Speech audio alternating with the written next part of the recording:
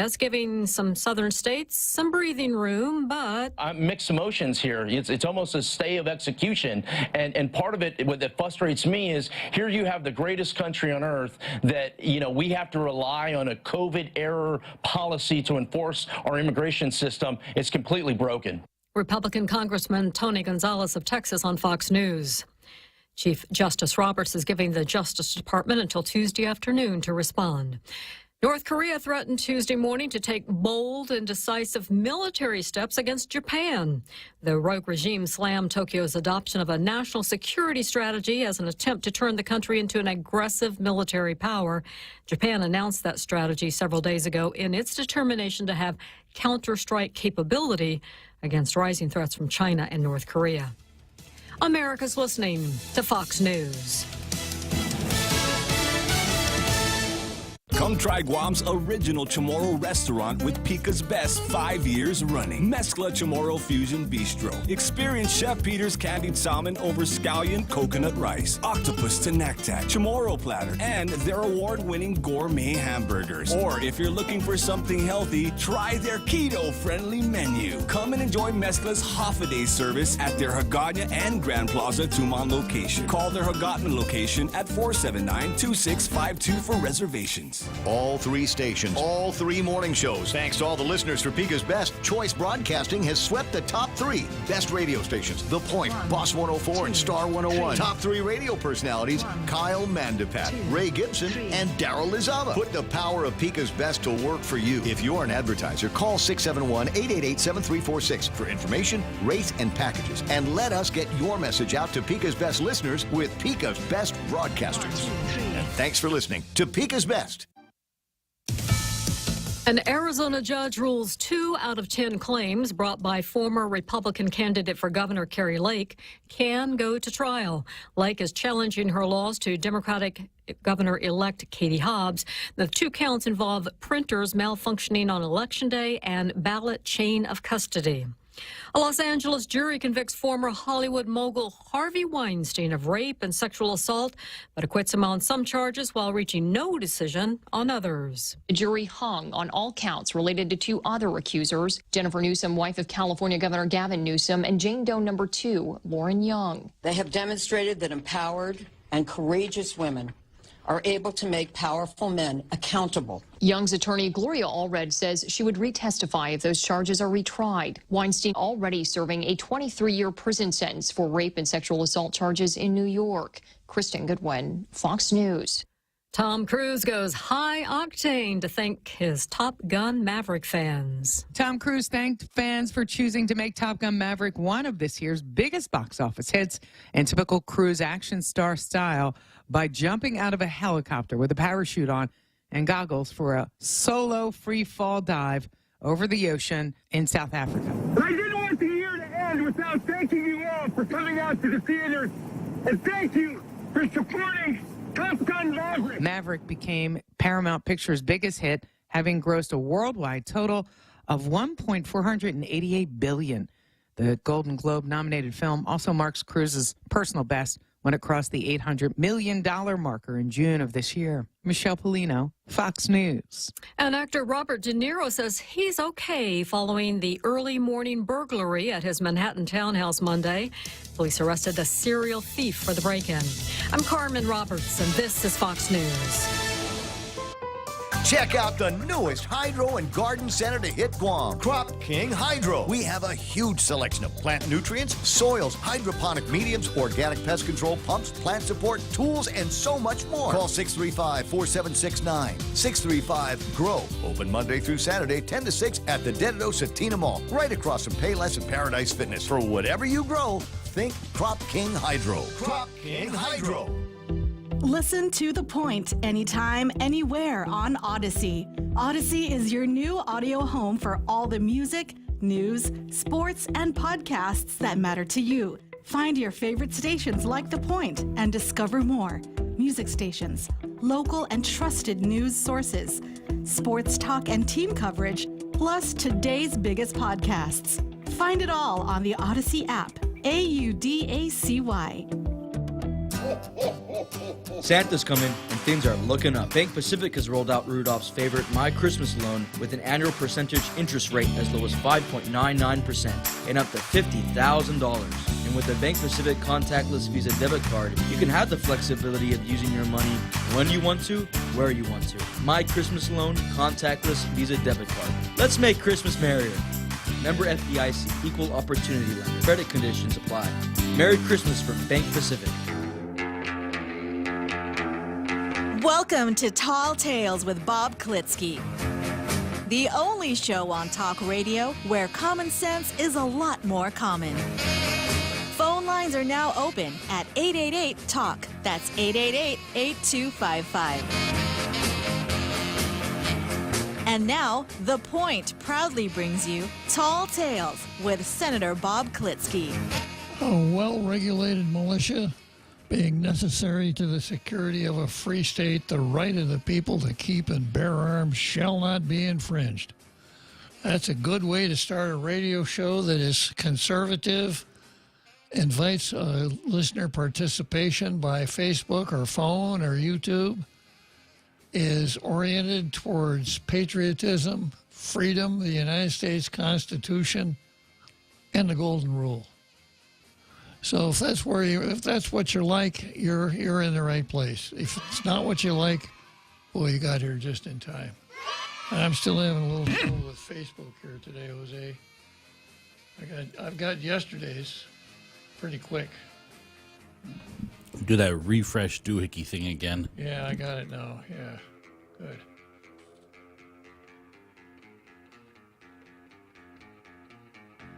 All right, so let's go from there to the card. I'm sorry, to Jimmy Cotney. It's that good, huh? Patched your mind. Once again, the editorial from the Daily News. Yeah, I wonder if the idea of the idea of scholarly reading down there at the editorial boardroom of the Daily News is that great tract known as Dick and Jane, or those great characters named Dick and Jane in that memorial novel called Sea Spot Run. It is spotty. Yeah, because that's about how their editorials read. Our view: maintain awareness, protect homes, be safe, Guam. The football coach, before the game started, got the team together in the locker room and said, "This is what we have to do, boys, to win. We have to score touchdowns. We have to keep the other side from scoring touchdowns. Play good defense. Tackle their ball carriers. Intercept their passes." Like the guys in the team would have never thought of that before, right? You just wrote tomorrow's. Yeah, well, this is today's. Number one, maintain awareness. 2, protect homes. 3, be safe, Guam. Now, of course, the word safe doesn't mean anything at all like what it used to mean. Safe used to mean out of danger or away from danger. Nowadays, in order to be safe, you have to be very careful who you listen to, because speech can be violent, Jose. It can be violence. All right, here's how it goes. The remaining to-do list are becoming more urgent. The preparation stress is on the rise, and holiday feasts will be all the rage over the weekend as Christmas traditions and family gatherings take place over the island. But in the midst of this exciting time of wrapping gifts, company parties, and holiday vacations, the Daily News once again urges our readers, residents, and visitors to take extra safety precautions in these last remaining days of 2022. Over the past couple of weeks, a number of vehicle accidents have been reported, arrests made for needless altercations. A man lost his life last week after fighting on life support, and several swimmers were rescued in the waters off Ipan Talo Fo over the weekend. Thanks once again to Jeff Pleadwell. You know, somebody ought to give Jeff a good-sized medal for all of the good work he's done down there. These safety incidents barely scratch the surface of the criminal activity reports that come across the news desk as we report to you break-ins at our public schools, homes, businesses, and other crimes.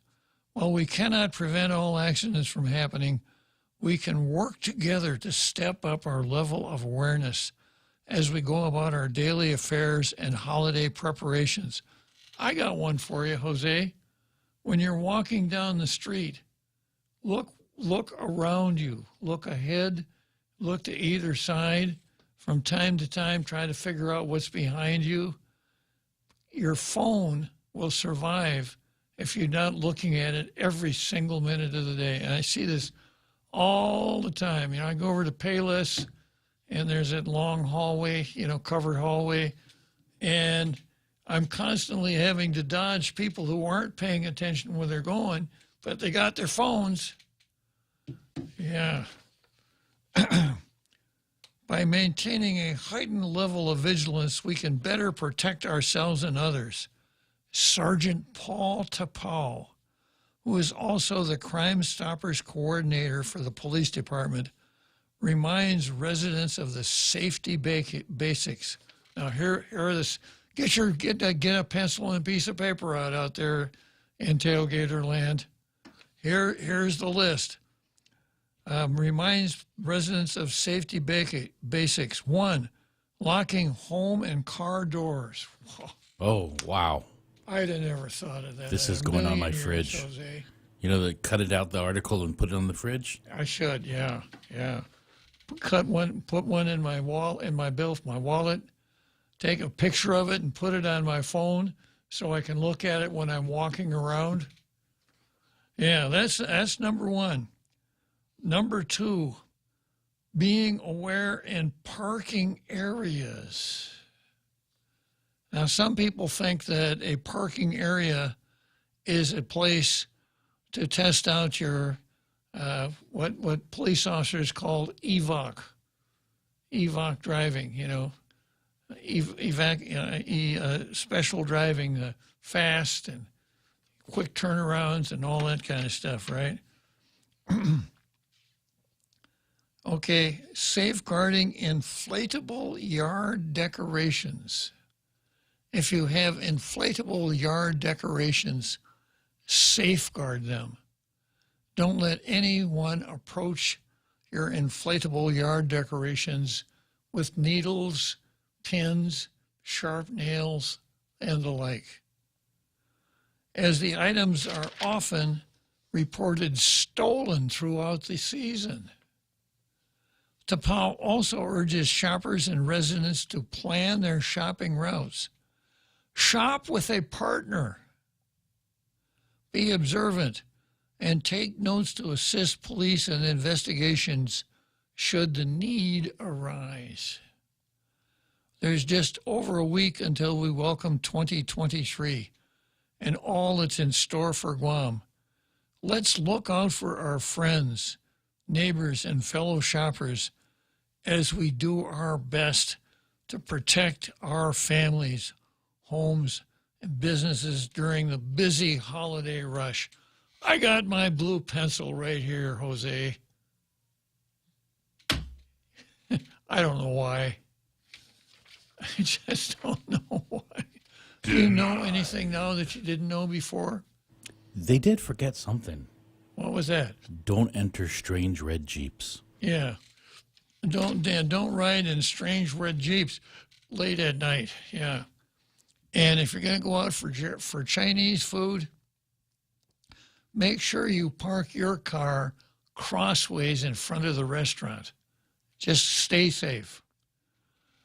Okay, that's so much for Demi Cotney for today. And next we go to the card. And here's the card for today. Holly Ruskin, versus Vanessa Williams. Japan versus Sabina. This picks up on the nose versus the face.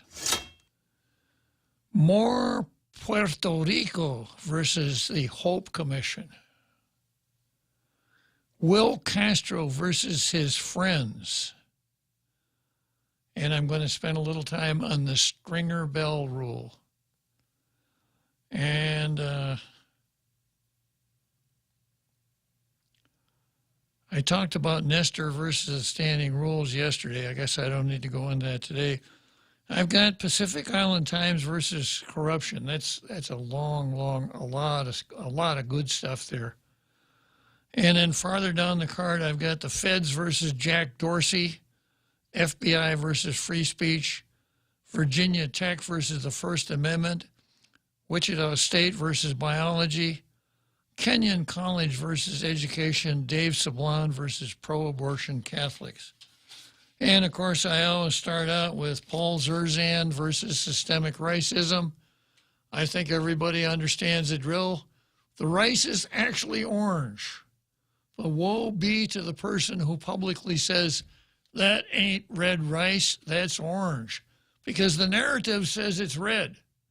And we all know that the narrative is more powerful than the truth and the facts. If you don't believe me, find your nearest leftist and he'll square you away. Now, Holly Ruskin versus Vanessa Williams. Holly's letter to the editor answers Vanessa's dilemma. Because Vanessa has told us it's impossible to separate our choice of whether and when to have children from every other choice in our lives. Yeah. So Holly Ruskin really kind of laid it out, and I've taken it upon myself to develop a Holly Ruskin app. So if you put the right information, if you key in the right info to the Holly Ruskin app, it'll do the necessary calculations to help you weed out all of these decisions. And I'll keep giving you progress reports on that. Next, I've got Japan versus Sabina. Now, you'll recall that Sabina pushed through Bill 360, which says if you happen to have unexploded ordnance, you cannot detonate it at Andersen Air Force Base. And just a minor amount of research will tell you that there's nothing you could do with it because you can't put it on a ship and sail it away. You could, I suppose, dig a hole and bury it, right? Just put it off until next year. You could store it in a Butler building, maybe. But there's nothing more effective in dealing with it than detonating it. As I mentioned yesterday, if we found a dud bomb and detonated it here on the island, it wouldn't be the first time, would it? I mean, tons and tons of bombs have fallen on this island, and somehow those of us who survived the war are still kicking. Well, some of us are, some of us aren't. So, and so much of this exploded ordnance is out in the civilian community. Well, 13 members of the legislature voted for this. I'm going to chalk them all up as useful idiots, including the Republicans. Now, Sabina came out after this bill passed, and she said, well, we amended the bill so that it's all right to explode ordnance found on off-military property, because that was part of it. Admiral Nicholson wrote to her and said, we've been doing this at no cost, gratis for you. When you guys find unexploded ordnance out in the community, we send our EOD guys out to pick it up. They take it in. When it's appropriate, they explode it, etc. And if we can't use that burn pit, we aren't going to be able to do that. And in very polite and diplomatic language said, it's going to be your problem from now on. So they amended the bill, which was good, but still, the bill still stands on military property. So if you find that if the Joint Region Marianas guys find ordnance on military property, you can't take that to the pit and explode it. It's really sad. And yesterday I said what really ought to happen here is the governor ought to veto that bill. And it would accomplish several things. One, the obvious one, we'd be able to dispose of unexploded ordnance, obviously. Two, it would show the governor can work with the military, which we haven't seen a whole lot of so far. She keeps saying she does. She says she does, and she did okay when that aircraft carrier came in with all of the COVID patients on it. But, you know, it would really, at costing us actually working to our advantage to use that pit, it would really change the attitude of the military towards us, I think, if she did that. And yesterday we talked about that. And then, of course, the smart money said, yeah, but 13 senators voted for it. Now, let me tell you a little bit about overriding vetoes. I did it twice during my term as a senator.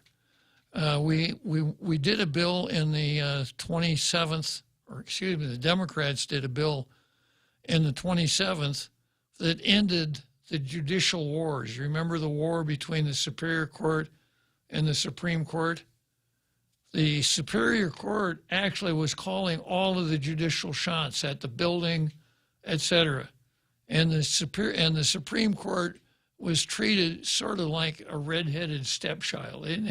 They couldn't get anything done, which is just wrong. The Supreme Court is called the Supreme Court for a reason, right?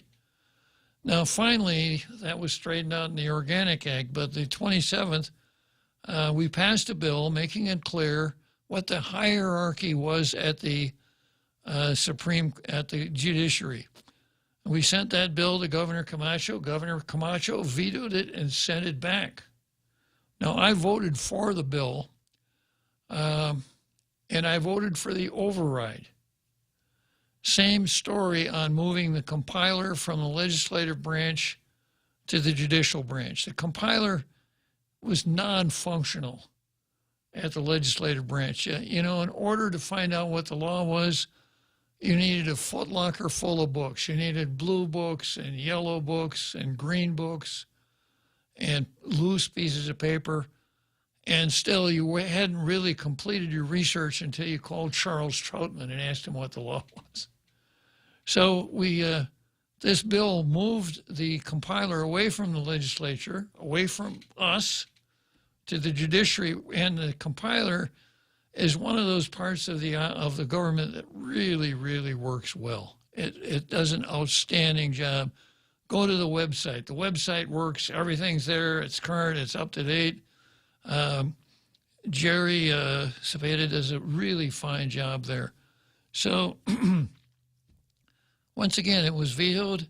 When the veto came over, I voted to override the veto. Now, I took some heat from my Republican friends, but I would explain to anyone that I would vote for bills that I think are appropriate, but when you're in the legislature, you are a politician, like it or not. And in order to get things done, it's kind of like saying, you know, I'm going to play football and I want to score touchdowns, but I don't want to hit anybody.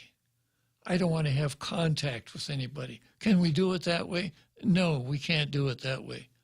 So if you're in the legislature, you got to do the political thing. So there would have been, it did never happen, but there would have been times when I had voted for a bill, but if the governor had vetoed it and the bill dealt with the operation of the government, I would not have gone along with the veto.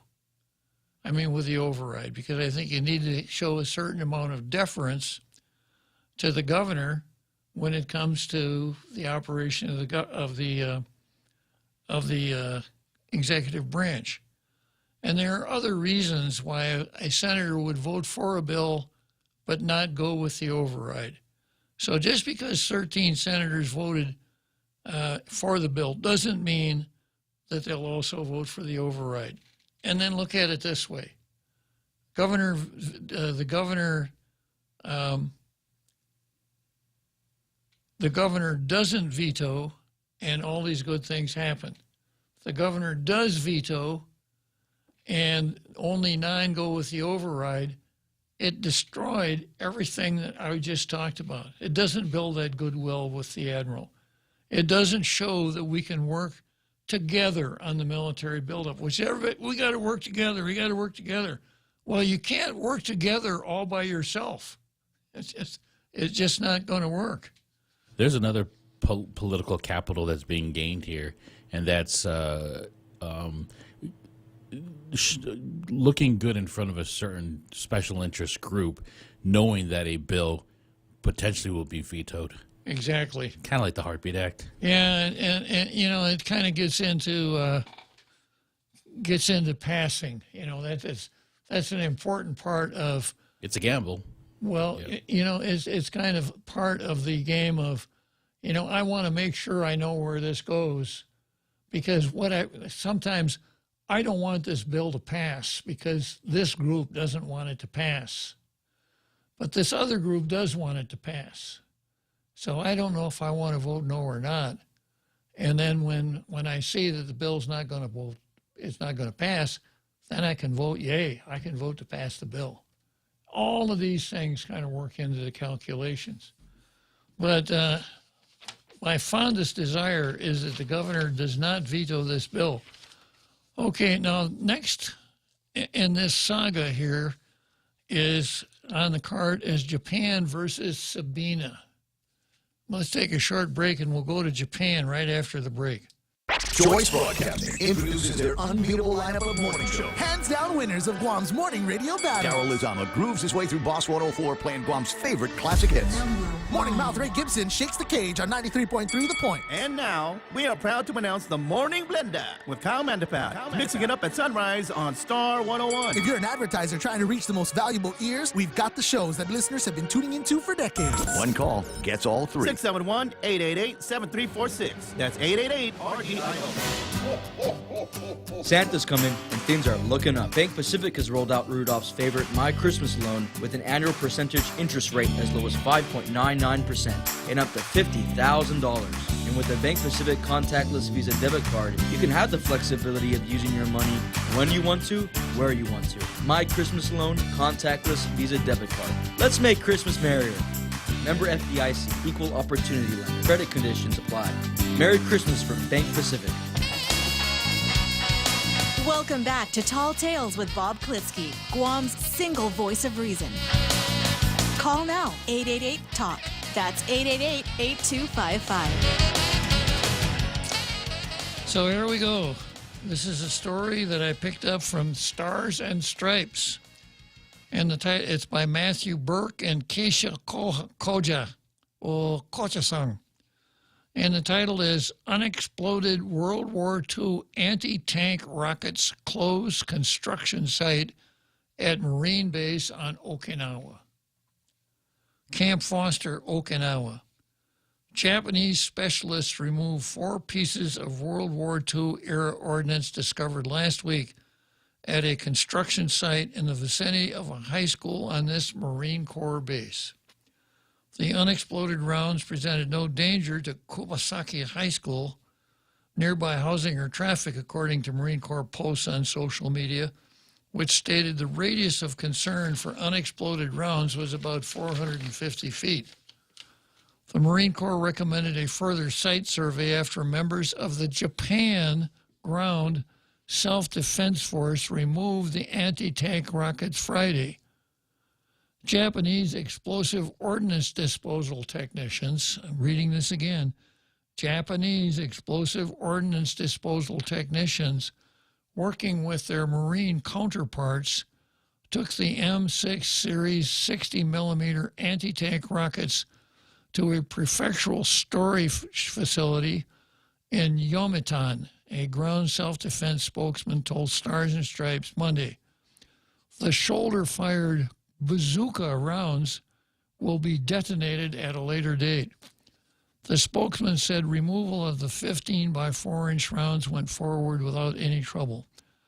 The rockets were discovered by Japanese construction workers at 5:04 Wednesday in the construction site between the high school and the former Kishaba North housing area, according to Marine Corps posts. The Japanese government managed the area, which was closed off after the discovery. U.S. and Japanese EOD experts agree there was no need to evacuate any students. And they go on to say more than 20 additional magnetic signatures at the construction site still need to be uncovered, according to the Marine Corps, which also recommended a safety survey. Marine Corps Installations Pacific did not respond to an email Monday seeking more information about the unexploded ordnance. Unexploded ordnance left over from World War II is often uncovered during construction projects, the scene of heavy fighting in the closing days of the war. Approximately 10,000 tons of bombs were dropped in Okinawa during the war, and nearly 2,000 remained undiscovered, etc. The 101st EOD unit of the Japanese Ground Self-Defense Force surveyed the site Thursday. The Self-Defense Force spokesman said, "Some government officials in Japan speak to the media on condition of anonymity as a requirement of their employment.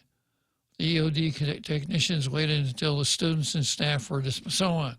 So the point of this, Jose, is the Marines discovered unexploded ordnance at a Marine base in Okinawa. And who got it? Who got rid of it, and who's going to dispose of it? The Japanese. Oh, because the Japanese. So why is it that in a foreign country, in Japan, why is it that they can treat our Marines and our Marine Corps bases better than we do here in Guam, where the American flag flies? It's embarrassing. In addition to everything else, it's an embarrassment. Yeah. So, and once again... So it's not just cut off the nose to spite the face, it's cut off the nose to spite the egg on the face. Exactly. And we got to remember that Sabina has been very active in the International Women's Network Against Militarism. So, nice going, Sabina. I mean, nice embarrassment. Okay. Next item on the card. More Puerto Rico versus the Hope Commission. Now, if anyone was going to be surprised, I think it should be people living on this island. They're shelling out huge amounts of money for the Hope Commission, the Commission on Chamorro Self-Determination. Because I read a story yesterday from the Post. Puerto Rico bill is monumental for political status efforts. And this is what Melvin Wonpat 10 said when he found out that that the House had passed a bill dealing with Puerto Rico state status. This is what he said: "I was really surprised, but thrilled and excited to see the kind of progress that had been able to make," Melvin Wonpat Bora 10 told the Daily Post after the passage of H.R. 8393. And he says, clearly the perspectives are shifting. We're starting to see this issue in a different light. So I am hopeful that this will set precedent. Now, this guy is drawing like 90 grand a year, and he's supposed to be working on self-determination only for Chamorros, not for the island of Guam, not for the territory of Guam, only for Chamorros. And he's so far out to lunch that he was surprised and thrilled. Wow! Yeah, so, I subscribe to this website, Puerto Rico, right? And every time something comes in, guess what I do? I read it. So the latest workup talked about this bill, and then it also went into a bill 2070 that was introduced in 2021. And the Justice Department commented on that bill. But the comments on that bill are just as relevant to the one we're talking about here. And if Melvin, Melvin Wampat 10, if you're listening, this will be educational for you. Wow! Yeah. So starting out, the Justice Department notes that Section 3 of that bill appears to be in tension with the executive branch's long-term, long-standing policy. This is 2020, so this is the Biden administration.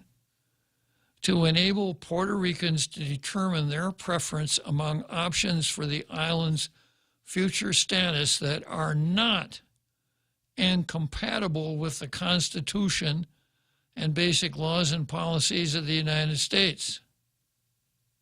Not in conflict. And then the article goes on to say that and to consider and develop positions on proposals without preference among the options for the Commonwealth's future. That's what the administration wants. To compose alternatives without preference. Have we done that here? No, if you read any of the stuff that Wampat 10 puts out, it's all independence. Just yesterday, in the release we read yesterday, he said complete self-government, right? Complete. And the only way that the island of Guam could have complete self-government would be if it were independent. States do not have complete self-government. Okay, so going on to the next pertinent part here. Taken together, the provisions of that act appear to eliminate the current territorial status as an available choice for the people of Puerto Rico under preparation procedures in this bill. And that's the same with the one that the House passed. Moreover, these provisions may be read to imply that the United States has determined that the people of Puerto Rico may not decide to retain the island's current territorial status. That's exactly where they're at. May not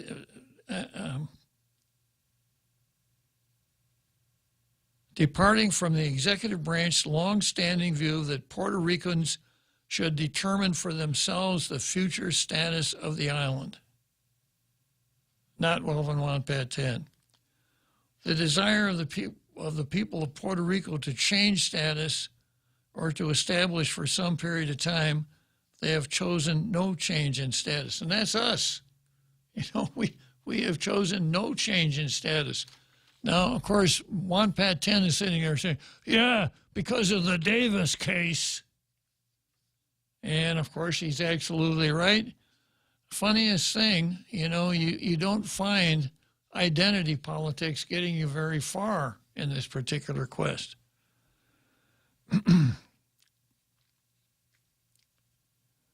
Going on. Report by the President's Task Force on Puerto Rico's status have supported the people of Puerto Rico determining their status preference from among options that are not incompatible with the Constitution. Finally, the department notes that Section 3 of that old bill does not specify that the only constitutionally permissible status options available to the Status Convention, and thus only the options that Congress could subsequently adopt by resolution, here they are, the three that are permissible. Statehood, independence, or current status as a territory. Three things. No free association. No free association. Independence is a general term that refers to the possibilities both of full independence from the United States and of a compact or free association in which Puerto Rico would become a sovereign nation but would continue to have close ties to the United States under the terms of a mutually agreed compact. Were Puerto Rico to choose a compact or free association, it would occupy a status similar to the Marshalls, Micronesia, and Palau. But there's more. As has been the department's consistent view since 1991, we continue to believe that the Constitution limits Puerto Rico to 3 constitutional choices: current status, statehood, or independence. Because you can't get to the other one unless you're independent. The District of Columbia aside, land under United States sovereignty must either be a state or a territory. And if land is not included in a state, it must necessarily be governed by or under the authority of Congress. That comes from an 1879 case, Yankton National Bank versus Yankton County. You guys that watched Deadwood on TV know that Yankton County was South Dakota, which at the time was an Indian territory. Congress may, in its administration of non-state land, afford such territory considerable powers of self-government, as it has already done with Puerto Rico. But Congress cannot constitutionally relinquish its ability to legislate with respect to that territory under the Territories Clause unless it either admits the territory as a state or enacts legislation making the territory independent and no longer subject to the jurisdiction of the United States. The requirement that a delegation of government authority to non-state areas be subject to federal supremacy and federal supervision means that such delegation is necessarily subject to the right of Congress to revise, alter, or revoke the authority granted. In other words, there is no constitutionally permissible status outside of the territorial clause other than statehood or independence. Our view is that this issue rests on the general rule that one Congress cannot irrevocably bind subsequent Congresses. And they cite an 1803 Supreme Court case for that. You may have heard of it, Marbury versus Madison, the most famous Supreme Court case of all. Marshall, Chief Justice, noting that legislative acts are alterable when the legislature shall please to alter them. Although this general rule is subject to limitations imposed by the Due Process Clause of the Fifth Amendment, those limitations do not apply to protect Puerto Rico's political status from congressional action if Puerto Rico remains a territory. Territories, like states and their political subdivisions, are not purposes, as were not persons, for purposes of due process. You don't have to give a state due process of law nor a territory because they're not persons. That's why a 1983 civil rights suit will not lie against a territory. In the past, Congress has purported to enter into covenants with territories that would be alterable only with mutual consent. Approving the covenant to establish a Commonwealth of the Northern Marianas and political union with the United States, Section 105 of which provides that certain provisions of the covenant may be modified only with the consent of the government of the United States and the government of the Northern Marianas.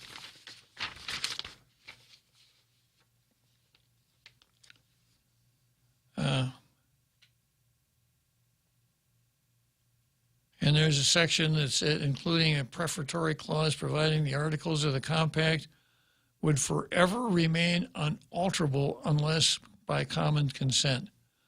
But in view of the foregoing principles, we believe that these provisions cannot be binding. So much for the binding plebiscite, a view to which the department has long described.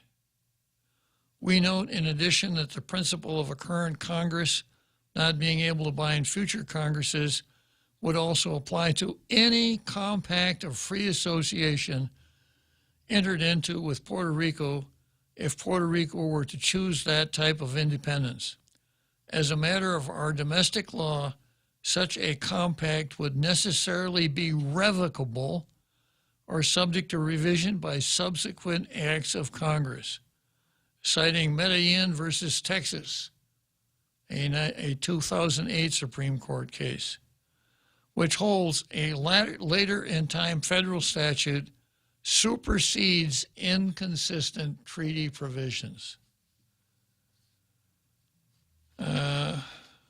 And finally, Section 6 would provide that if a referendum under this act, this is the old law now, is approved by the people of Puerto Rico, Congress shall approve a joint resolution to ratify the preferred self-determination option approved in that referendum vote.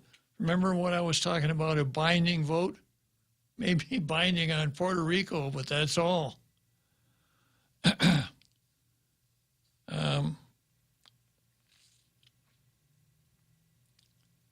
The provision is constitutional only if it is read to mean that Congress shall consider whether to approve a joint resolution ratifying the results of the referendum. If instead it were read to bind Congress to approve a joint resolution, it would impermissibly strain Congress. To address this constitutional concern, the Department recommends changing shall to may. The Department has concluded that the contingent type of legislation is constitutionally permissible. So everything I've been telling you, I didn't see this, you know. I suppose they listen to Tall Tales and that's where they got this stuff, but everything I've been telling you is exactly where we are. And when it comes to sovereignty, this is what sovereignty means. In order to be sovereign, Congress has to have the ultimate authority over everything. So if the United States enters into a treaty and Congress decides that they want to pass a law that violates the treaty, that's it. There is no higher authority. Now, of course, I have to qualify that with my speech on Krytarchy. There's no higher authority than Congress, except for the uppermost branch of the government, 9 people known as the Supreme Court. They have more power than the Congress, and I've mentioned before that the Supreme Court, although that's what it's called, really isn't a court. It's a form of aristocratic legislation where 9 folks in black robes get to enact their own personal preference against the states, against the national government, and against the people. But so much for Puerto Rico and the surprise and the joy that Juan Paten has felt there. I also mentioned yesterday. Well, let's take a short break here, and I'll wrap this up. All 3 stations, all 3 morning shows. Thanks to all the listeners for Pica's Best, Choice Broadcasting has swept the top 3 best radio stations. The Point, Boss 104, and Star 101. Top 3 radio personalities, Kyle Mandapat, Ray Gibson, and Daryl Lizava. Put the power of Pica's Best to work for you. If you're an advertiser, call 671-888-7346 for information, rates, and packages. And let us get your message out to Pica's Best listeners with Pica's Best Broadcasters. And thanks for listening to Pica's Best. Come try Guam's original Chamorro restaurant with Pica's Best 5 years running. Mezcla Chamorro Fusion Bistro. Experience Chef Peter's candied salmon over scallion coconut rice, octopus to naktak, Chamorro platter, and their award-winning gourmet hamburgers. Or if you're looking for something healthy, try their keto-friendly menu. Come and enjoy Mezcla's half-a-day service at their Hagåtña and Grand Plaza Tuman location. Call their Hagåtña location at 479-2652 for reservations.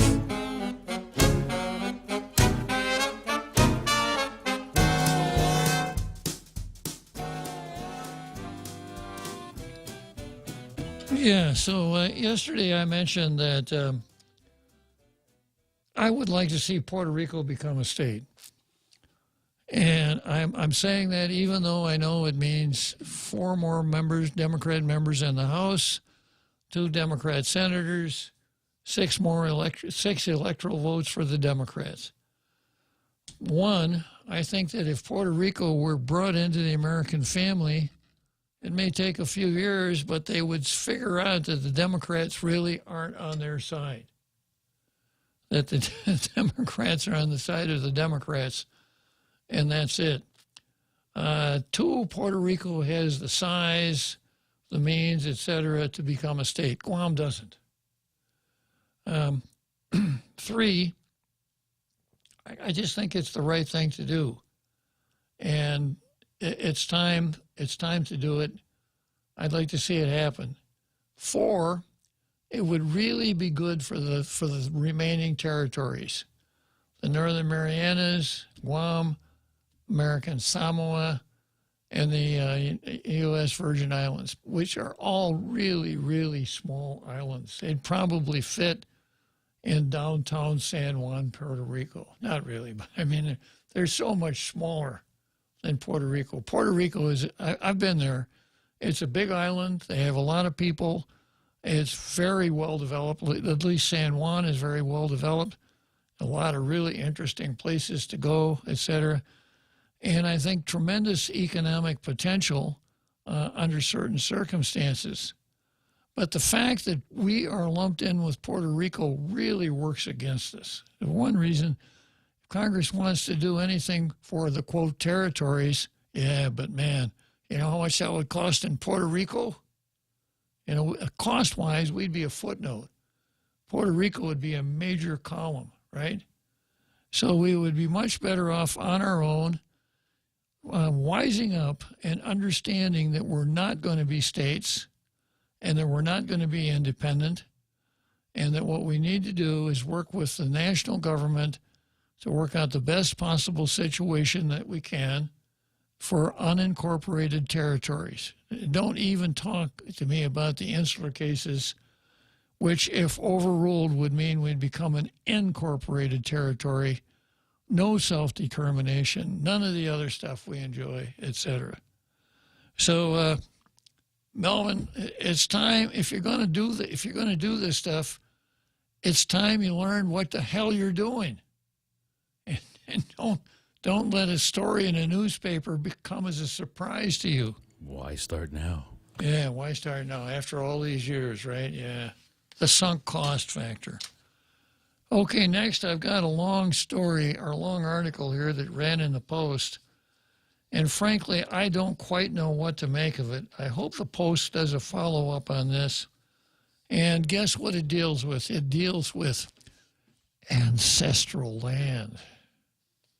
And give the land back to the original owners. How dare you? Yeah, and boy, talk about screw-ups. The article is I put it on the card as Guam Ancestral Lands Commission versus Leven in January. And the title is GALC considering independent counsel following concern with suits settlement. Now, I got to tell you right up front now, a suit was settled here. This is not about Rory. Good guess, though. Good guess. The Guam Ancestral Lands Commission may be looking into independent legal counsel following concerns over a 2020 settlement agreement that the government entered into without consulting the commission. The settlement resulted in the dismissal of several land or lease-related government lawsuits that spanned back more than a decade, including a 2009 suit involving the administrators of the estate of Jose Martinez Torres and initially Kil Ku Yoon, who purchased lot for them in the estate for $21 million. This starting to sound familiar, Jose? We haven't gotten to the part that smells yet. The wastewater treatment plant. Oh. Yeah. And here's a quote from a commissioner, Maria Cruz. We weren't even informed, or they didn't get any suggestion on anything. We were totally thrown out of the picture.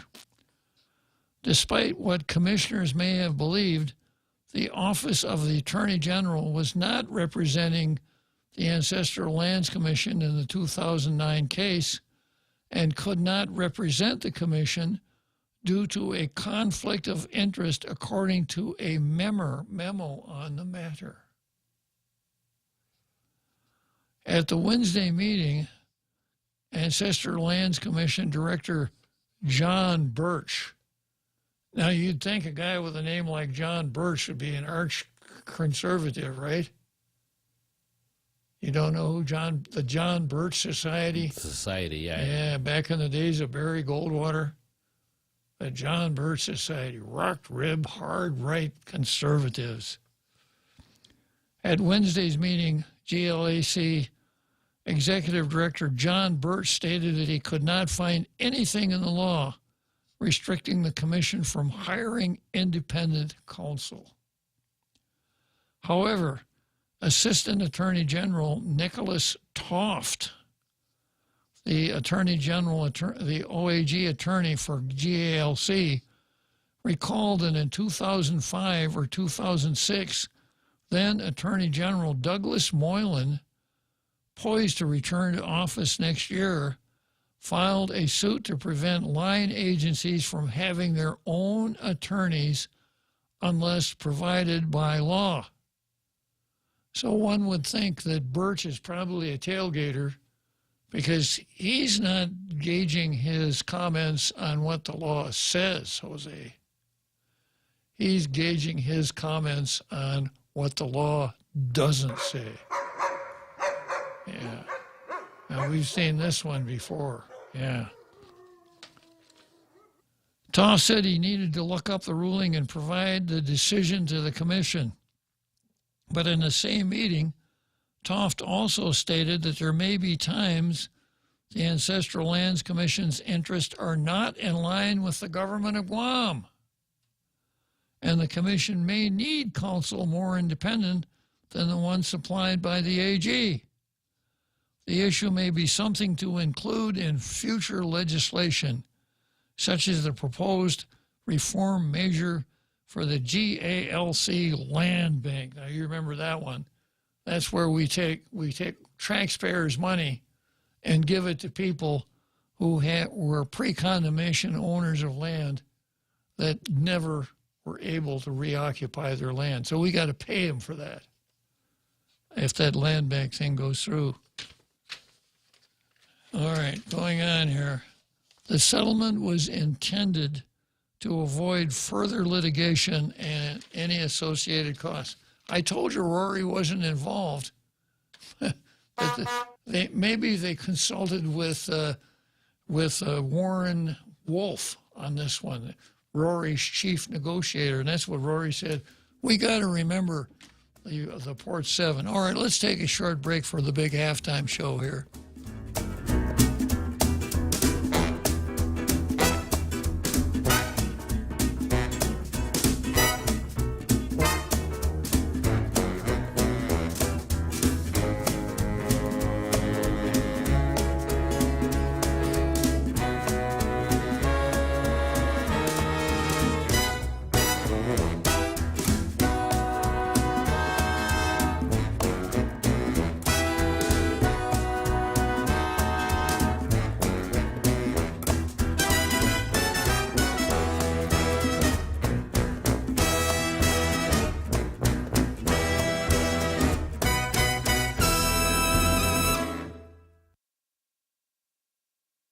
The Point is KUSG, Hagåtña, Guam, 93.3 FM and 104.3 HD3. Immigrants will have to wait. I'm Carmen Roberts, Fox News. Tens of thousands of immigrants waiting at the border to enter the U.S. won't get to flood in Wednesday as they had hoped. That's because the Supreme Court delayed the lifting of Title 42. Cities along the U.S.-Mexico border have been absolutely scrambling in preparation of a possible surge of illegal immigrants if Title 42 were to end. But the White House, they say it's Republicans who should shoulder the blame for the crisis, especially if the officials in the Biden administration don't get the $3.5 billion that they want to throw at the problem. Fox's Kevin Cork.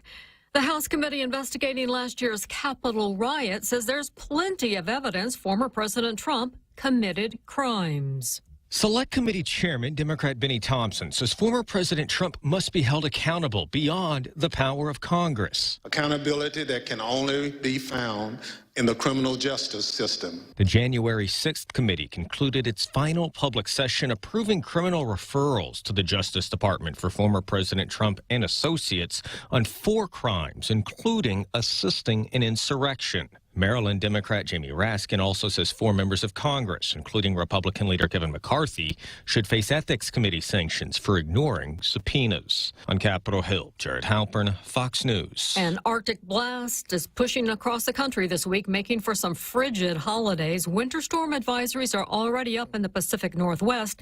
This woman works at a hardware store in Edmonds, Washington. We've been getting in snow shovels, ice melt as we can, hand warmers, hats, gloves, anything for the cold weather. Brutal cold will move across much of the central U.S. on Tuesday. America's listening to Fox News.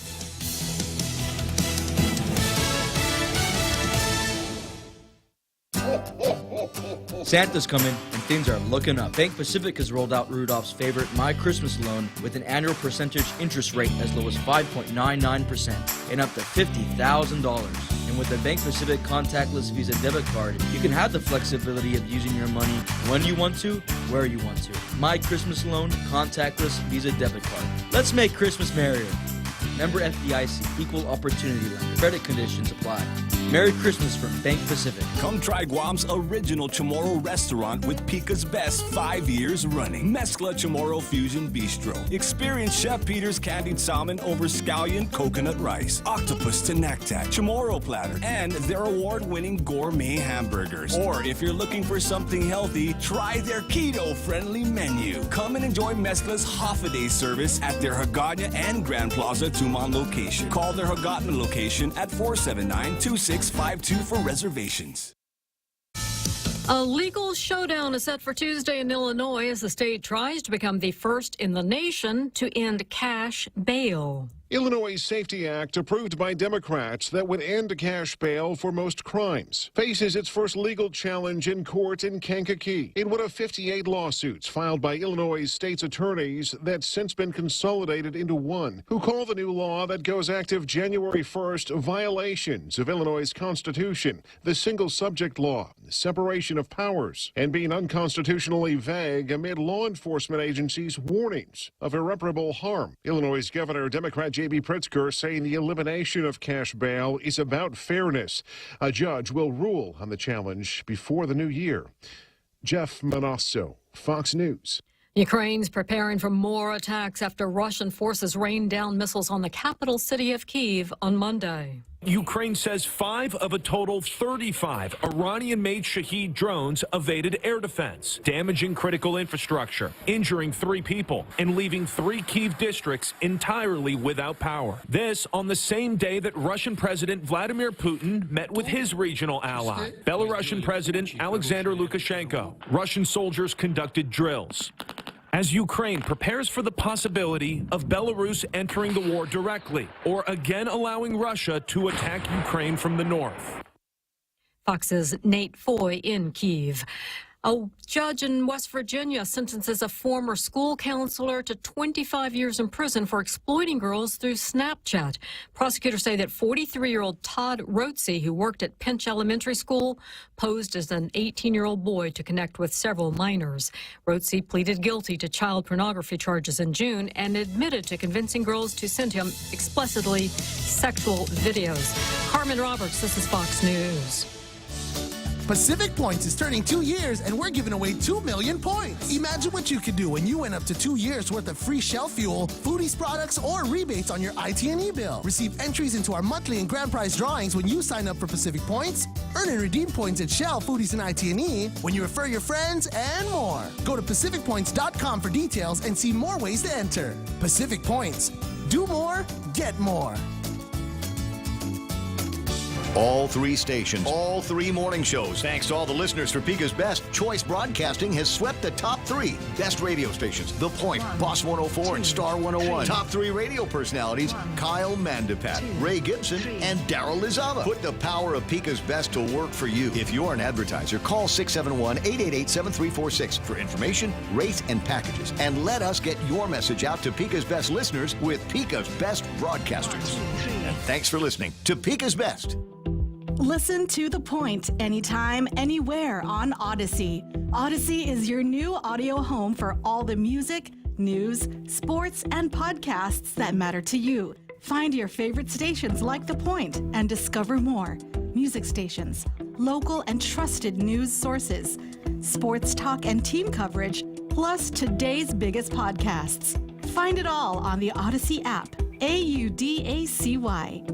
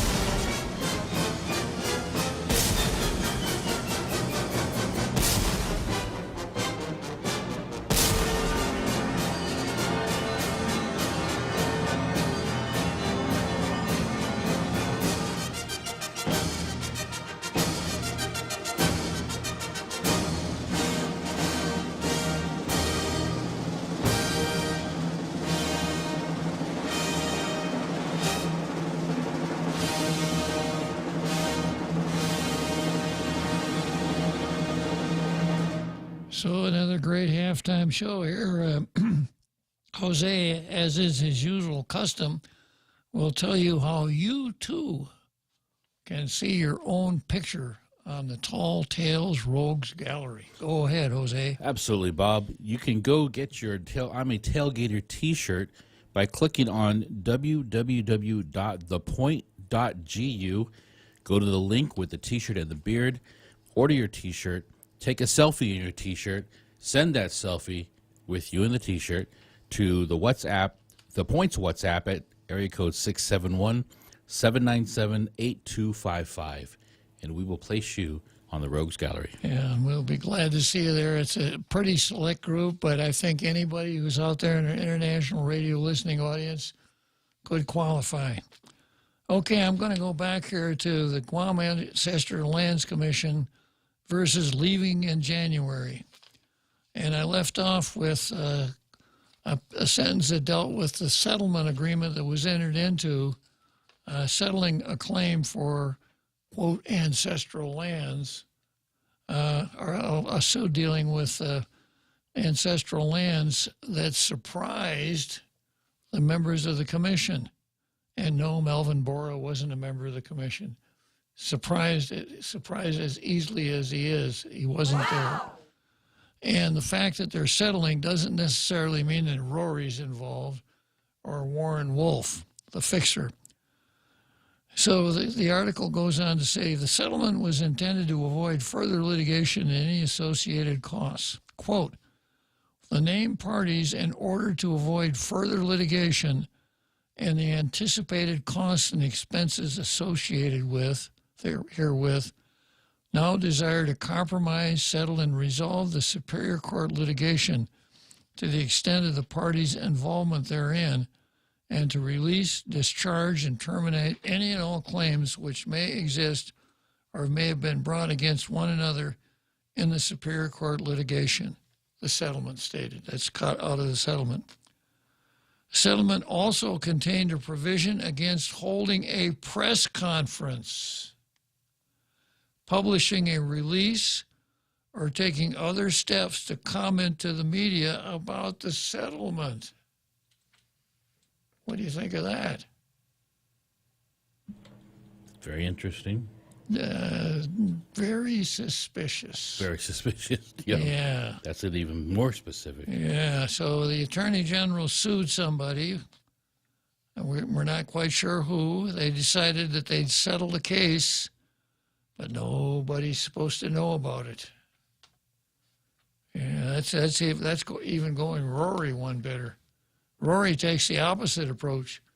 He wants a theater marquee out at the gate to the port, where you put the magnetic, so he could put his latest settlement up there in the theater marquee and change it as necessary, like maybe every 3 weeks or so, right? Yeah. The 2009 case was the first suit filed among the cases outlined in the agreement. Ancestral Lands awarded the lots to the estate with the condition that it bring its ancestral claim to a court for review and a final decision. All right, now that the award would have been to the estate of Jose Martinez Torres. So the Ancestral Lands Commission says, here, we'll give you title to this, but you got to go to court to make sure it's okay. What kind of a commission is this? You don't do that. If there's anything that's important in our system of law, it's certainty of land titles.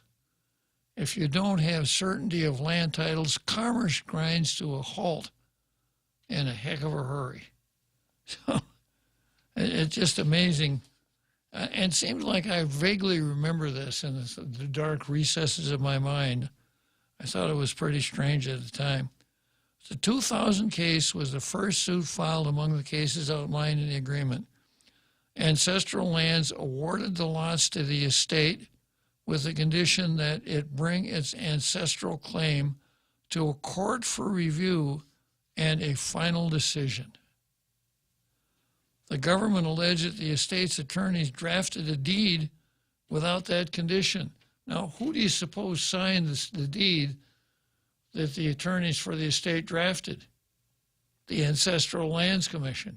Well, yeah, but it was a deed, and we don't know much about deeds. We didn't know what we were doing, and we got advice from this guy from the Civil Service Commission and this guy over at Mental Health that says if you don't know about it, it's okay. Right, Jose?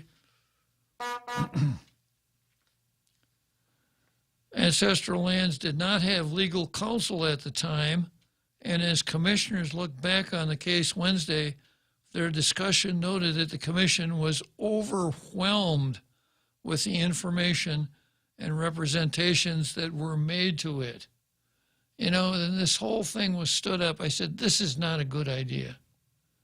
To empower a bunch of lay people to deal with the flawed premise that someone who owned land before it was condemned by the United States government had some sort of reversionary right in that land. The foundation is faulty. So what kind of building are you going to build on it? So when I get to this point, what I want to know is who was counsel for Jose Martinez Torres? Who was the lawyer that proffered the deed? Who made the motion to sign the deed? These are all really important things. Okay, Vice Chairman Ronald Nagwatnia said, it's a very sad case, and we learned our lesson not to have legal counseling at the time. This was 2009. How long ago was that? 2009? 14 years now? Oh, 13 years. 13 years. Only 13. But they learned their lesson. Ronald Nagwatnia. I wish I had 13 years to learn all my lessons in life. By the time the 2000 suit was settled, the Torres estate had sold the property to Yoon, owner of Yonex, or Enterprise Corporation, who sold it to guess who? Yeah, and what else does Mr. Ho own beside that piece of property? The Guam Daily Post. Oh, that's right. Yeah. Okay, the government would later withdraw its claim against Yoon in an amended complaint for the 2009 case, indicating that he was a bona fide purchaser. And let's stop and talk about bona fide purchasers. I suppose most of the folks out there in our international radio listening audience are saying, I think what Bob means is a bona fide purchaser, right? Bona, good, fide, faith, a good faith purchaser. So here's a rule in conveyancing of real property. If there's a conveyance of real property to a bona fide purchaser, and there may be defects in the conveyance, the bona fide purchaser may prevail against other claimants. Now, in order to be a bona fide purchaser, you can't be conspiring with your grantor to do something illegal. It is a term of art, and it's an extremely important term of art when you're talking about conveyancing and land transactions. So the government said they said that they amended their complaint, and they decided that Yoon was a bona fide purchaser, so they didn't have a claim against him anymore. And I really want to know why, who it was that determined that. Well, I'll find out in a minute, but I want to find out why. I want to see the papers. I want to know all about this. On Wednesday, Toft told the commissioners that so much of their recourse was already shut off even before the dismissal of the case. There was already admission from, I believe, former Deputy Attorney General David Highsmith that there was already a good faith purchaser. Well, David Highsmith was an assistant attorney general, not a deputy attorney general. You have an attorney general, I think 4 deputies, and then a passel of assistant attorneys general. And interestingly enough, if the attorney general goes to Texas, you know who the attorney general is? The attorney general. There's no acting attorney general. Yeah. Which is the way it should be. So you may have remember David Highsmith's name from earlier news reports. Does the name Gary Gumatautau sound familiar? David Highsmith shoved Gary Gumatautau down at the court. Gumatautau fell on his head, hurt himself severely. Highsmith lost his job. I think Gumatautau's suit is still in the court. Highsmith is now at the Public Defender Service Corporation. But according to Toft, Highsmith said that Yoon was a good faith purchaser, a bona fide purchaser. The UNS Corporation bought a lot of those properties soon after those were transferred to the estate of Jose Martinez Torres. So that limits the ability of the commission to get those lands back at all. The only thing we could seek were, at best, some sort of monetary damages. And even then, that requires us to be able to win the case, Toft said. And like I said, I've just gotten into reviewing some of the documents from the cases, and I'm having difficulty finding a lot of the basis of the claims that were being made. And that's just a communication issue between civil attorneys and our division, and from me to the commission as well, Toft added. Attorney William Bischoff, now working at the Public Defender Service Corporation, was the one who filed a 2009 suit during his time as an assistant attorney general. Bishop has been calling the commission's attention to the settlement and case dismissal since earlier this year. Now, we weren't supposed to talk about this. No press conference, no press release, etc., right? Toft requested to know from his office why the commission was not consulted regarding the settlement. So he's asking his own office. Deputy Attorney James Canto told Toft that the main reason the commission was not consulted was because it was not a party to the 2009 case. Specifically, the plaintiff was the government of Guam, represented by the Attorney General. But potentially more important, according to Kanto, was that all the iterations of the complaint filed in the 2009 case, the OAG alleged that that the commission violated the law when it deeded real property to the estate. So the commission should not have deeded the real property to the state. So if that's the case, then how did Yoon become a bona fide purchaser? It's just, this looks like a law school exam, Jose. From the get-go. It does.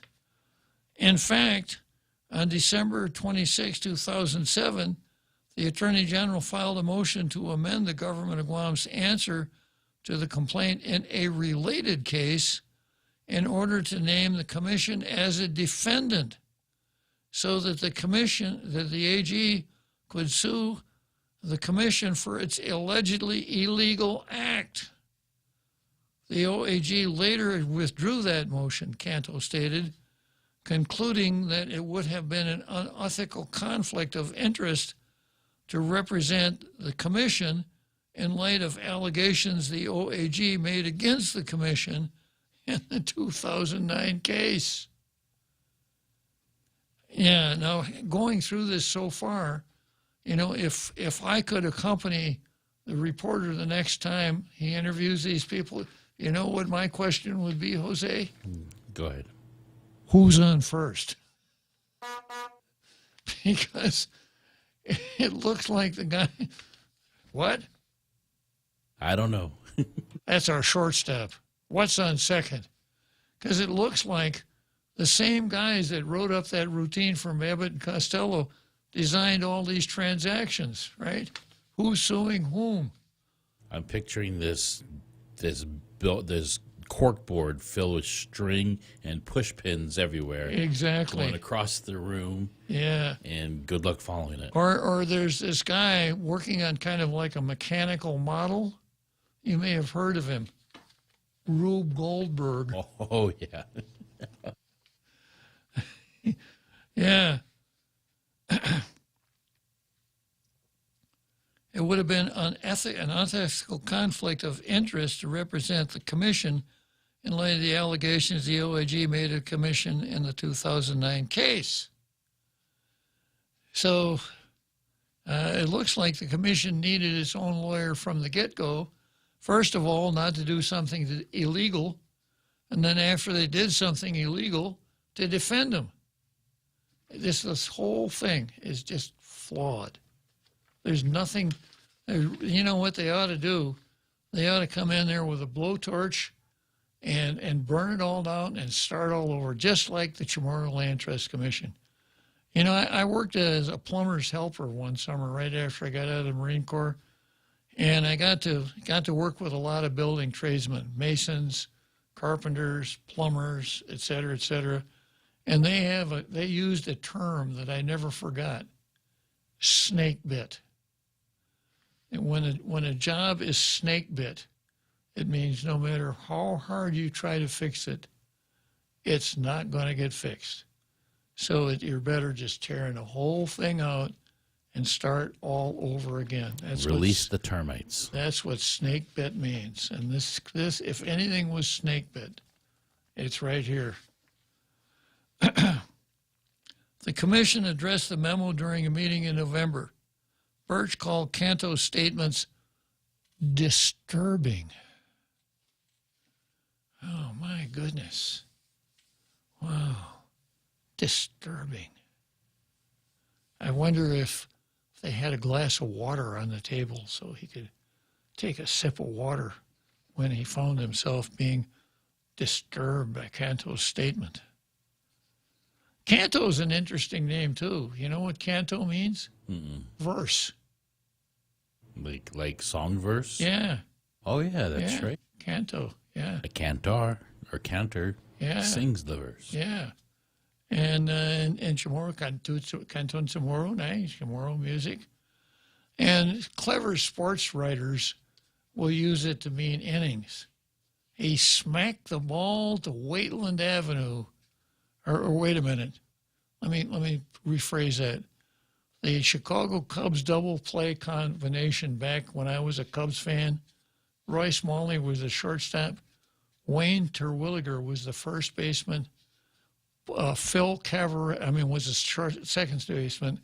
Phil Cavaretta was the first baseman. And their double play combination was Terwilliger to Smaller to Maitland Avenue. And the announcer for the Cubs would say, yeah, they kind of flubbed the only chance they had to double play in the third canto, meaning in the third inning. All right, outrageous. The commission addressed the memo during a meeting in November. Birch called Canto's statements disturbing. We depend on the Attorney General's office to represent us, and in this case, they weren't representing us at all. A genius for understating when they wanted to sue the commission. That's quite disturbing to me, and I'm ready to look into whether or not ancestral lands can go out and hire their own independent counsel, Birch said. We should not have attorneys conflicted with whether or not to charge us with a crime or defend us if we're paying them. Yeah. Restless nights. Yeah. The commission has a memorandum of understanding with the Attorney General office and is paying the office more than $47,000 per year for legal representation. Maybe they're just not paying them enough. Maybe it's a package deal. You throw in another 10 grand, we won't sue you. Flip a coin.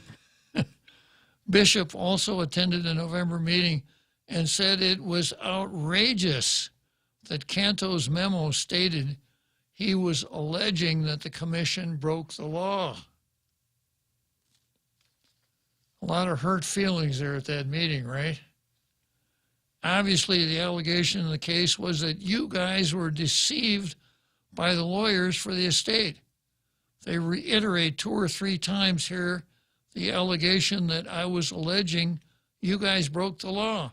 That's outrageous, Bishop said. Now, I just want to know the names of all of the commissioners. There better not be outrageous on that commission, Jose. He's out. Cruz, Santos, Spangolin, Martinez, all okay, but no outrageous.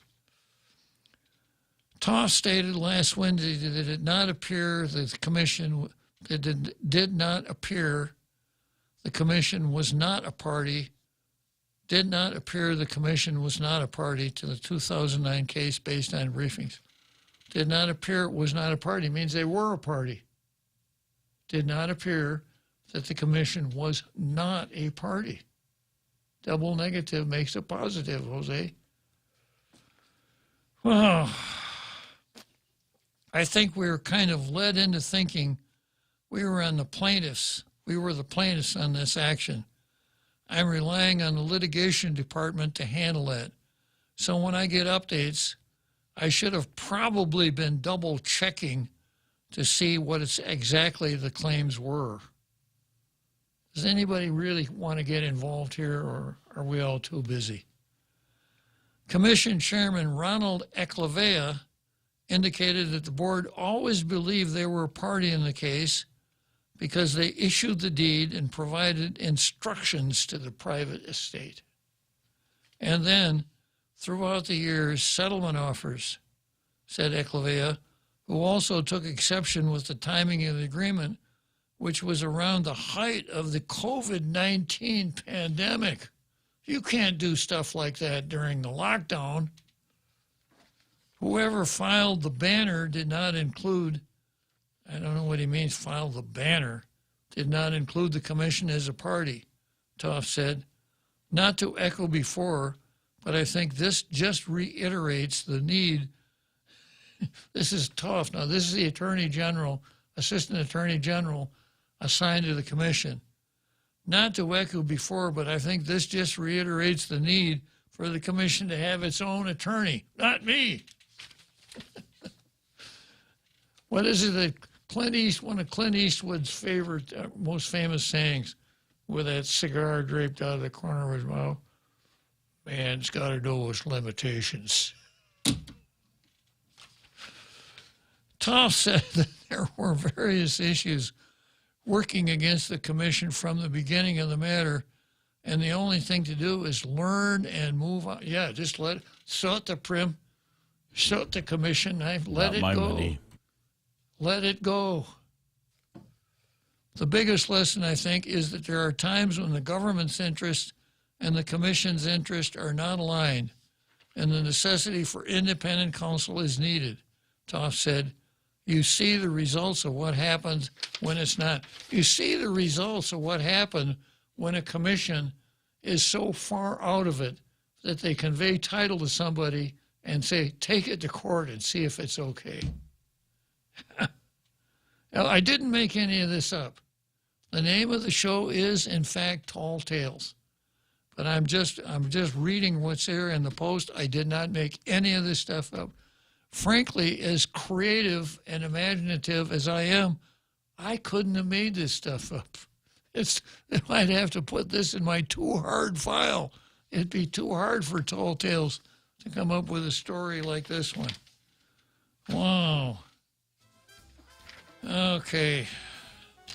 Let's head for Wrigley Field. See what canto it is, okay?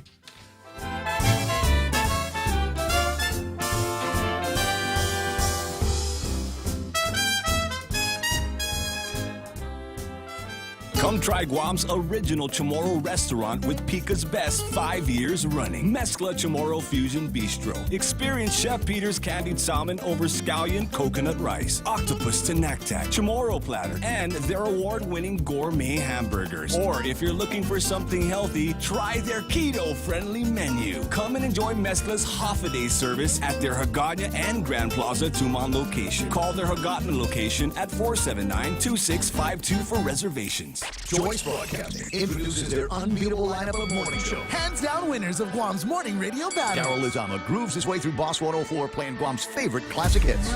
Morning Mouth Ray Gibson shakes the cage on 93.3 The Point. And now, we are proud to announce the Morning Blender with Kyle Mandapat, mixing it up at sunrise on Star 101. If you're an advertiser trying to reach the most valuable ears, we've got the shows that listeners have been tuning into for decades. One call gets all three. 671-888-7346. That's 888-RGIO.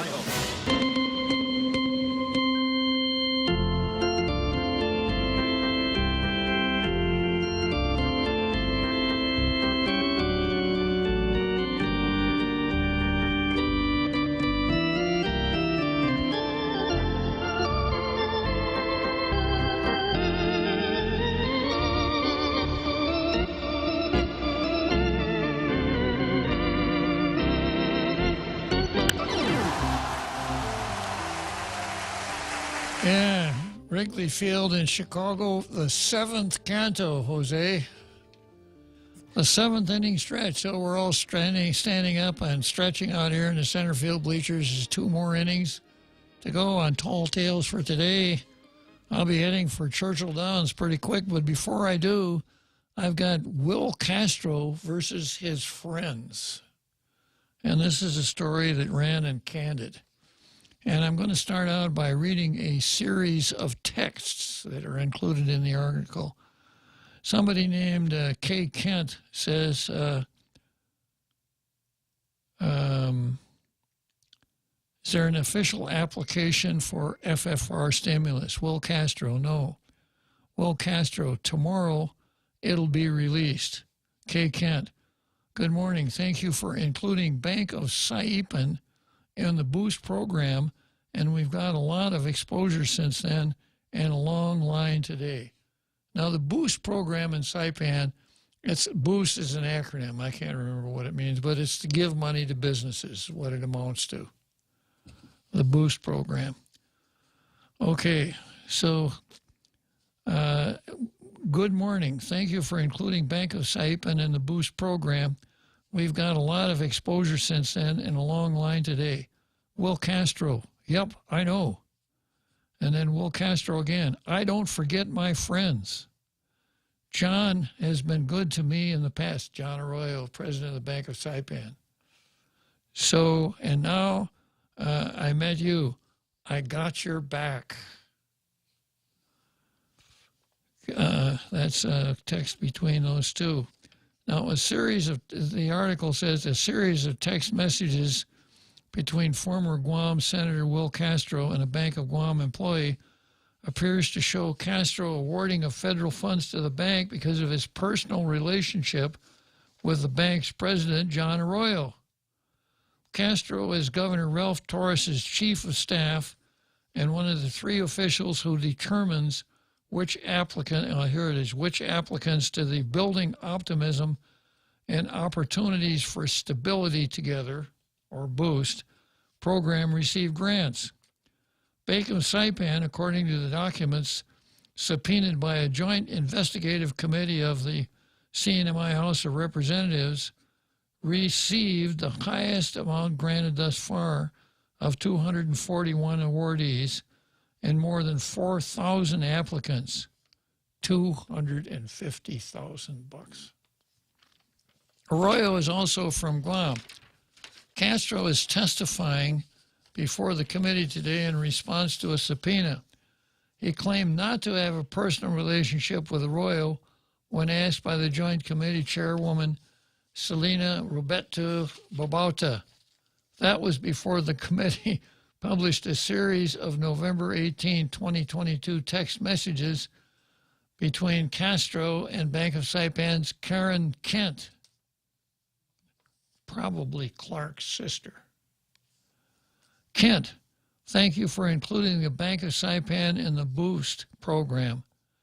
We've gotten a lot of exposure, etc. Castro, yep, I don't forget my friends. John has been good to me in the past, and now I met you. I got your back. The Joint Committee launched its investigation on the heels of reports Mr. Torres and his administration were using federal funds illegally to bolster support for his reelection, etc. Sounds kind of like cronyism to me, Jose. And exactly that. Cronyism, of course, is the front porch of corruption. But you remember how many times I've talked about scratching your back with the government's back scratcher? That's not what we look for.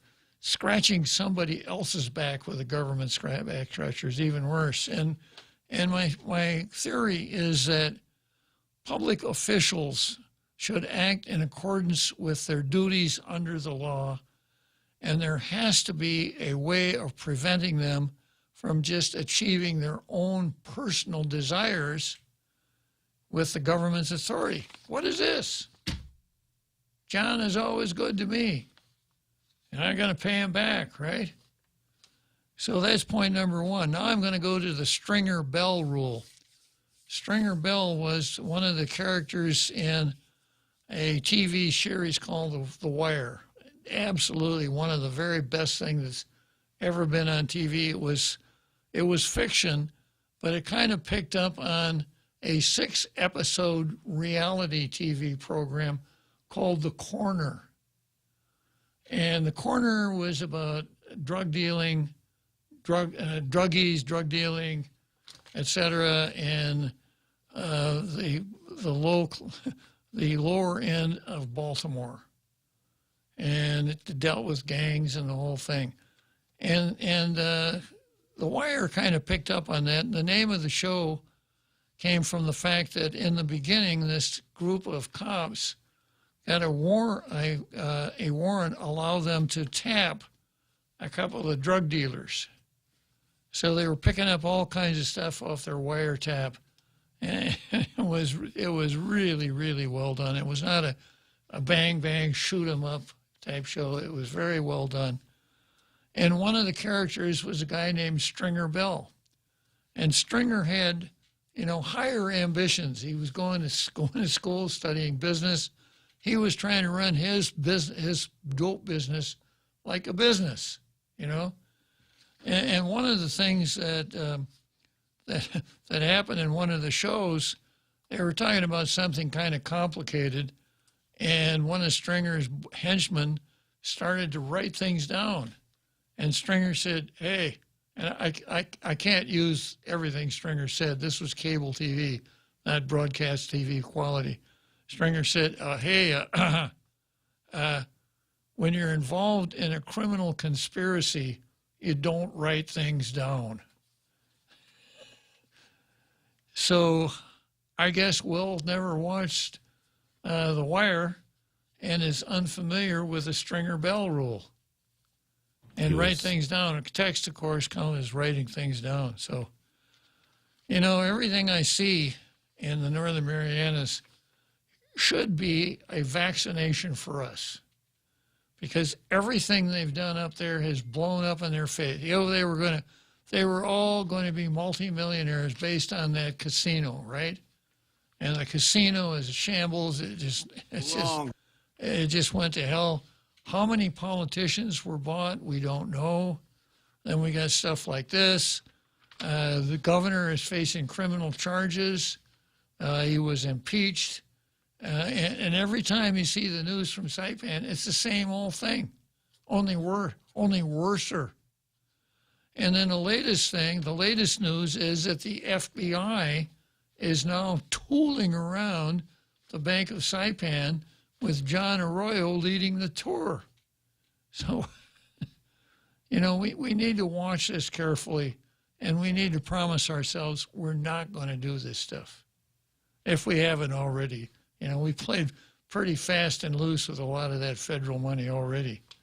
Just keep declaring health emergency. I probably shouldn't mention the 19th floor here. The governor's consigliere, the fact that leaving in January is not going to be able to cover for the governor because Doug Moylan's taken over, and we have high hopes for Doug Moylan. All right, let's head for Churchill Downs.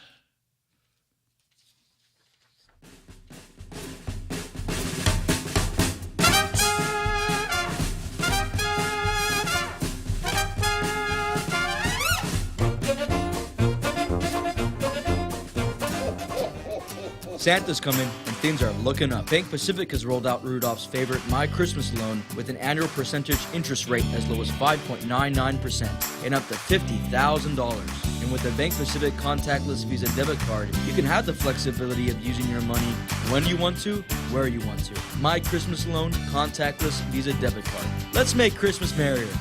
Member FDIC, equal opportunity lender. Credit conditions apply. Merry Christmas from Bank Pacific. Come try Guam's original Chamorro restaurant with Pica's Best 5 years running. Mezcla Chamorro Fusion Bistro. Experience Chef Peter's candied salmon over scallion coconut rice, octopus to naktak, Chamorro platter, and their award-winning gourmet hamburgers. Or if you're looking for something healthy, try their keto-friendly menu. Come and enjoy Mezcla's half-a-day service at their Hagåtña and Grand Plaza Tumon location. Call their Hagåtña location at 479-2652 for reservations.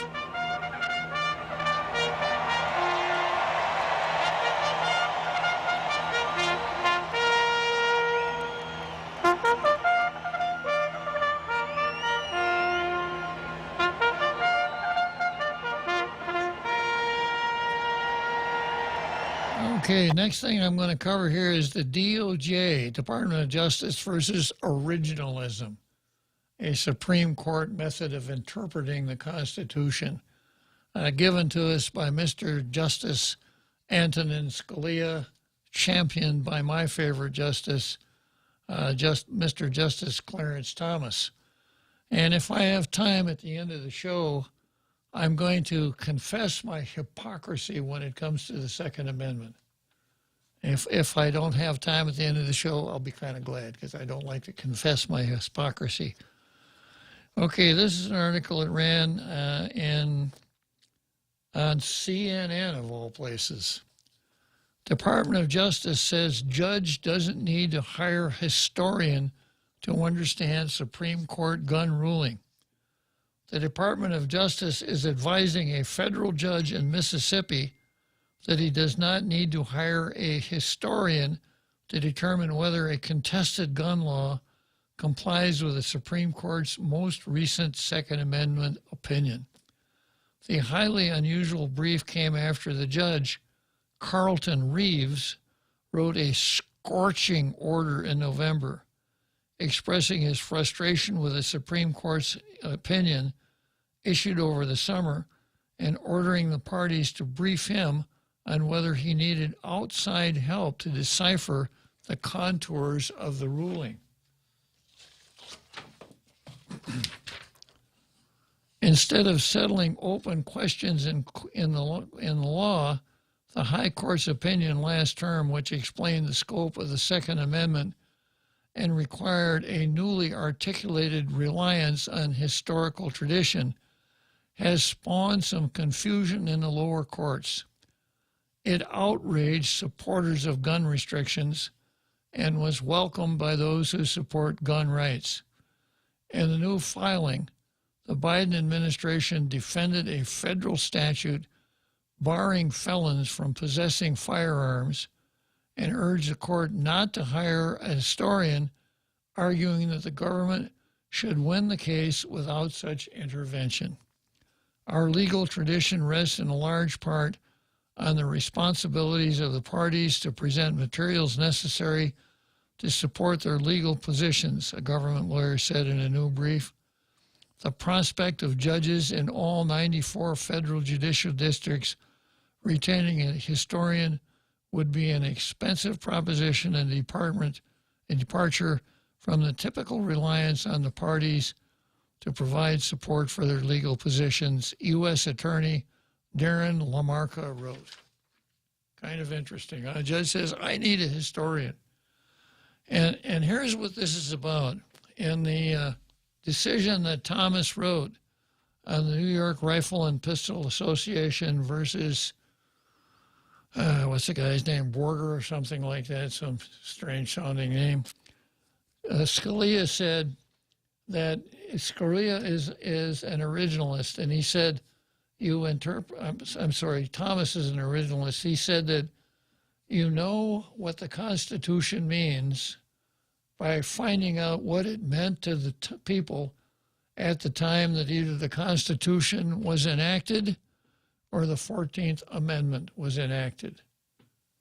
And for the Second Amendment of the Constitution, it's the 14th Amendment, because the Second Amendment of the Constitution, like all of the Bill of Rights, applied only to the national government, not to the states. A well-regulated militia being necessary to the security of a free state, the right of the people to keep and bear arms shall not be infringed. Now, what that means to me is this, that all of the states, starting out all of the colonies, and then the states had their own little armies. There are two units in the Massachusetts National Guard that trace their lineage back to 1607, well before the Constitution. Way back. So the militia wasn't people who had a musket hanging over the fire. You know, it was actually a military force. They drilled, they had tactics, they had officers, etc. And when the Constitution was drafted, there's a section in Article 1, Section 8 that says that the Congress has the ability to raise armies, an army, meaning a standing army. Well, a lot of the folks at the convention said, we don't need no. We've seen that one before. Remember the Boston Massacre, where British soldiers came in and killed our folks? We don't need a standing army. So they reached a compromise. The compromise was standing army stays in, Second Amendment will be added right after we did the Constitution. Because the Second Amendment protects the state military forces. That's what it's really all about. That's why the word militia is in there. Now, when Scalia wrote District of Columbia versus Heller, my tall tales beep beep explanation was that they gave Scalia an eye test that day, and it turned out he was legally blind because the eye chart that he looked at said a well-regulated militia being necessary to the security of a he couldn't read it because his opinion in District of Columbia v. Heller just brushes it aside. Wouldn't let him. And then he finds an individual personal right to self-defense and the rest of the Second Amendment. The right of the people to keep and bear arms shall not be infringed. Now, if you remember what the Bill of Rights were about, they don't create individual rights. They're negative rights, and they tell the national government what it cannot do.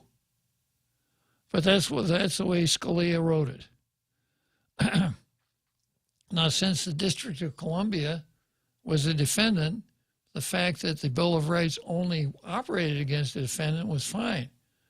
Next, we have McDonald versus Chicago. Chicago had a pretty stiff gun control law, too. And in order to decide McDonald, the Supreme Court said, well, you know, when the 14th Amendment was passed, and they said due process and equal protection, what did they mean by due process? Well, what they meant was that most of the Bill of Rights would apply against the states also. All of it, no, only, you know, like you don't need to have a grand jury in a state to prosecute a criminal. But then in McDonald, they said, but certainly the Second Amendment applies to state governments. And therefore it applies to the Illinois government, the government of Illinois, the city of Chicago. Second Amendment rights, personal right to keep, for people to keep a firearms for self-defense. They didn't go to the bear, only to the keep. So they determined that a person had the right to keep a firearm in his house to protect himself. That's as far as McDonald went. And then for a long time after that, the Supreme Court wouldn't touch petitions for writ of certiorari dealing with gun restrictions with somebody else's 10-foot pole, much to Mr. Justice Thomas's chagrin. And he wrote in these orders denying cert, he wrote pithy comments like, why the Second Amendment is second-class right. But finally, in the New York Rifle and Pistol Association versus that gentleman in New York, some state official, they decided to pick it up.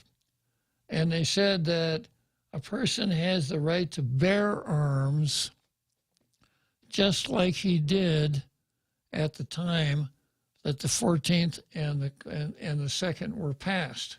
That's why this judge says, so what do I need? A historian to figure out what I can do and what I can't do? Sarcastic. That guy could, next time I go away, Jose, if you're not available, he could be the host of Tall Tales with a sense of sarcasm like that. Yeah, and of course, critics of that originalist method of interpretation chime in on that. They like it. That's probably why CNN ran the story. So it really does leave it up in the air. So in order to determine whether or not it's constitutional to say that a convicted felon cannot carry a weapon, you have to go back and see what it was like in those two time periods. Could you do it then? Oftentimes, what is necessary, you have to look at the state laws that were in place at those times. So I have to say this, that Heller, McDonald, New York Rifle and Pistol Association, the jurisprudence there, if I were the law professor, those guys would not pass my course. Because obviously they don't understand what the Constitution provides. And Mr. Justice Stevens said that District of Columbia versus Heller was the worst decision made during his 20-some years on the court. So I mark District of Columbia versus Heller versus District of Columbia right up there with Bush versus Gore, which was a horrible decision. But of course, George Bush got a majority of the votes, 5-4. And this is why from time to time I launch onto my tirades about critarchy, ruled by judges, and tell you that the Supreme Court really isn't a court because they answer to no superior authority. even the rules that they make themselves, they feel free to overrule. Dobbs and Roe being a classic example. And I have to explain this. There are times when I hate the mechanism to get there, but I love the result. And of course, the result, as a practical matter, is kind of the only thing that's important, unless you're a jurisprudential nerd like I am. Like I really like to get into these things and see how these decisions are made. That's one of the things lawyers do. Lawyers try to figure out how decisions are made to sharpen up their own tactics when they go before a judge. And the old saying is, a good lawyer knows the law, a great lawyer knows the judge. And I'm going to tell my Sandra Day O'Connor story one more time. I got to be ready here for, what have I got, 4 minutes, Jose? 4 minutes, yeah. Yeah, let me know when it's 2 minutes, and I'll stop jabbering and go to Brandon, okay? Yeah, Sandra Day O'Connor was the swing vote for 25 years. 4 conservatives, 4 liberals, and Sandra. And Sandra always was a swing voter, and those who studied her decision said there's no doctrinal thread that ties them all together. You can't say what she stands for other than that she always wants to be the swing vote. So she was recognized as the most powerful woman in America at the time. And when Bush versus Gore came down, 5, including Sandra, basically took the election away from Gore and gave it to Bush. They said, okay, Bush is this is what the critics said. All right, Bush is ahead. You guys got to stop. Florida, you got to stop counting. No more. That's it. And when Sandra heard that, before this decision came down, when Sandra heard that it wasn't clear that Bush won, that maybe Gore would have won, Sandra was heard to say, oh, shucks, that means I can't retire. Because Sandra, having been appointed by Ronald Reagan, has got to wait for a Republican president to appoint her replacement. So the story plays on like this. Sandra wanted to retire because her husband was in a home suffering from Alzheimer's. So when they decided Bush versus Gore, Sandra retired. And the next chapter in this story is that her husband in the home fell in love with a lady in the home and dumped Sandra. Yeah. So you label that story Benetsu. Okay, just about there, right, Jose? Yeah, so I've started a series of Biden's goofs. This is the first one. I should have read it yesterday, but my timing was off. This is called Where's Jackie? This is September 28th of this year. One of Biden's most atrocious verbal misfires in his long career of gaffes when he sought out Indiana Representative Jackie Walorski at a White House conference 8 weeks after her high-profile death. Representative Jackie, where are you? Where's Jackie? The president asked from the podium, peering futilely about the room. I think she was going to be here, he added. Biden had released a lengthy statement mourning Walorski when she died in a horrific car crash. His obvious mental fog sparked a reporter revolt at that day's press briefing as Press Secretary Karine Jean-Pierre insisted her boss simply had the late congressman's top of the mind, but never explained why he thought she was still alive. Yeah, that's our president. Let's go, Brandon.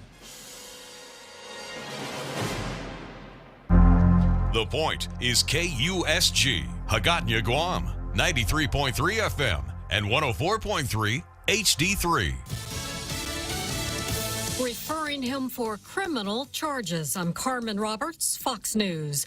The January 6th committee votes to refer former President Trump to the Justice Department for criminal charges, including inciting an insurrection. The evidence clearly suggests that President Trump conspired with others to submit slates of fake electors to Congress and the National Archives. Committee Democrat Jamie Raskin also says the panel will refer House Republican leader Kevin McCarthy and other lawmakers to the Ethics Committee for refusing to honor subpoenas. Criminal referrals are recommendations. Any decision to prosecute would be made by the Justice Department. On Capitol Hill, Jared Halpern, Fox News. Former Vice President Pence tells Fox News he hopes the DOJ won't bring charges. The president's actions and words on January 6th were reckless. But I don't know that it's criminal to take bad advice from lawyers. Title 42 won't end Wednesday after all. Supreme Court Chief Justice John Roberts putting a temporary pause on lifting the COVID immigration restrictions. In response to 19 Republican-led states' hopes to block the scheduled Wednesday end, which they say would bring a migration surge. Chief Justice Roberts has also given the Justice Department until 5 p.m. today to submit a brief to reply to the stay. A decision on how to proceed could come late Tuesday, either allowing Title 42 to expire as scheduled or extending the state's injunction, keeping the COVID migration restriction in place. For now, Gernal Scott, Fox News. And former Hollywood mogul Harvey Weinstein convicted for a second time of sexual assault, this time a Los Angeles jury finding him guilty. He's already serving 23 years in prison for a similar conviction in New York. America's listening to Fox News. It all started with the brutal murder of a young married couple. Now, more than 40 years after the couple was found, investigators and forensic genealogists are cracking the case wide open to uncover a stunning second mystery. Where's the baby? I said, well, wait, he had a baby? We cross the country speaking with victims' families and those close to the case as we ask, what about Holly? I just want to know what happened. Available on FoxNewsPodcasts.com and wherever you listen to your favorite podcasts. From the Fox News Podcasts Network. Listen to the